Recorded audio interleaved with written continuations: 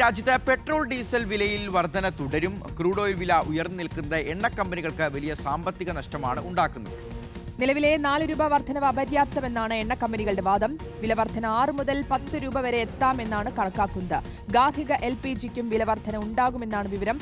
ഇന്ധനവില വർധനവിനെതിരെ പ്രതിപക്ഷം കേന്ദ്ര സർക്കാരിനെതിരെ രൂക്ഷ വിമർശനം ഉയർത്തുന്നതിനിടെ യാത്രാ നിരക്ക് വർദ്ധിപ്പിക്കണമെന്നാവശ്യപ്പെട്ട് ദില്ലിയിൽ നാളെ മുതൽ ശനിയാഴ്ച വരെ 3 ദിവസത്തെ ഓട്ടോ ടാക്സി പണിമുടക്ക് പ്രഖ്യാപിച്ചു. 2 ഇരട്ടടി അടുപ്പിച്ചു കിട്ടി, ഇനിയും കിട്ടും എന്ന് തന്നെയാണ് മനസ്സിലാക്കുന്നതല്ലേ.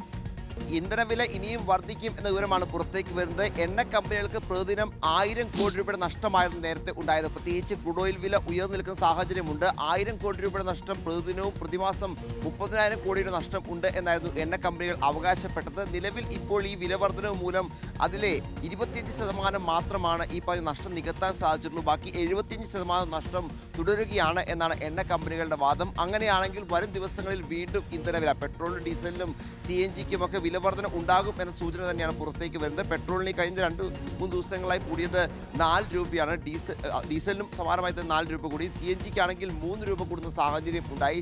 സ്വാഭാവികമായും ഇത് വിലവർധന എന്ന് പറയുമ്പോൾ 6 മുതൽ 10 രൂപ വരെയൊക്കെ ഘട്ടം ഘട്ടമായി വിലവർധന ഉയർത്തിയേക്കാം എന്നാണ് ഇപ്പോൾ വിലയിരുത്തപ്പെടുന്നത്. അങ്ങനെയാണെങ്കിൽ പെട്രോളിനും ഡീസലിനും ഒക്കെ വില 10 രൂപ തത്വത്തിൽ കൂടുന്ന സാഹചര്യം ഒരുപക്ഷെ ഉണ്ടായേക്കും.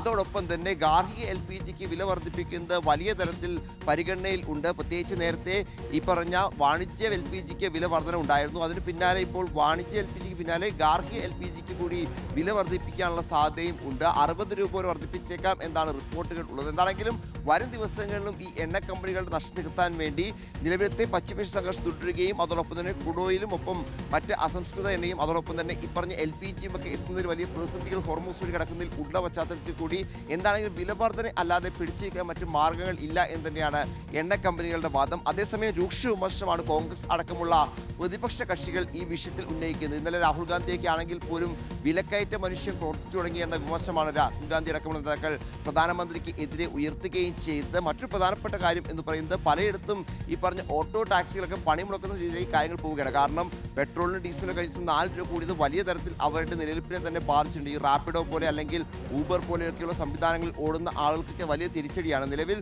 ദില്ലിയിൽ നാളെ മുതൽ ശനിയാഴ്ച വരെ ഓട്ടോ ടാക്സി പണിമുടക്കും പ്രഖ്യാപിച്ചിട്ടുണ്ട്. മറ്റ് സംസ്ഥാനങ്ങൾ സമാനമായി തന്നെ പ്രതിഷേധങ്ങളും ഒപ്പം മറ്റ് സമരങ്ങളും ഒക്കെ ഈ പറഞ്ഞ ഓട്ടോ ടാക്സി തൊഴിലാളികളുടെ ഭാഗത്തൊക്കെ ഉണ്ടാകുന്നുണ്ട് എന്ന വിവരമാണ് പുറത്തേക്ക് വരുന്നത്. എന്താണെങ്കിലും വലിയ ഇരുട്ടടിയാണ് ഈ ഇന്ധനവില വർധനവിലൂടെ ജനങ്ങൾക്ക് മേൽ കേന്ദ്ര സർക്കാർ അടിച്ചേൽപ്പിച്ചത്. അതിനെയും തുടരും എന്നത് വിലക്കയറ്റത്തിനും അതോടൊപ്പം തന്നെ കുടുംബ ബജറ്റുകളെ താളം തെറ്റിക്കുന്നതിനൊക്കെ ഒരു ഘടകമായി മാറും എന്ന കാര്യത്തിൽ യാതൊരു സംശയവുമില്ല.